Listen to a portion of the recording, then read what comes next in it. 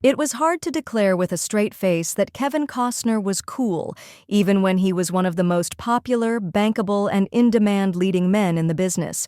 He had an old-fashioned charm, a lot of screen presence, and a very American kind of charisma, but he was never the most fashionable star. Not that he cared, though it did make him feel bad when someone who was really cool made him appear like a total loser in front of everyone. Madonna was the queen of music in the early 1990s, when Costner was at the top of his box office game. The Queen of Pop was a trendsetter, a best-selling artist, and a force of nature who smashed down walls and didn't care what people thought of her. A concert film is one of the best ways to take advantage of a singer's growing popularity, and Madonna did just that when cameras followed her on her Blonde Ambition tour. The eventual result was Truth or Dare, which became the highest-grossing documentary of all time thanks to her worldwide renown. She even got a Razzie nomination for Worst Actress, even though she was herself. There were a lot of celebs there, and Costner looked like a total failure in the behind-the-scenes film. The two-time Academy Award winner meets her backstage at a Los Angeles play and considers her amazing performance neat.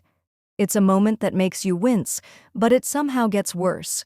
When Madonna can't see him anymore, she pretends to stick her finger down her throat, which suggests that Kevin's praise, neat Costner, was seeing how well she could hold her breath. She then adds, "Anyone who says my show is neat has to go," which makes the situation even worse. He told the Los Angeles Times more than 10 years later, "Yeah, I was embarrassed by it and kind of hurt by it. I went back there because someone told me to, and I found the best word I could. I never told her to do it or anything." Costner lost the few cool points he had, although he did obtain an apology in the end. He was just as humiliated by that, though. He took his kids to a Madonna performance in the 2000s, and all of a sudden he was back in her sights. He recalled, "About the third song in, the lights went out and she said, 'I want to say sorry to someone.'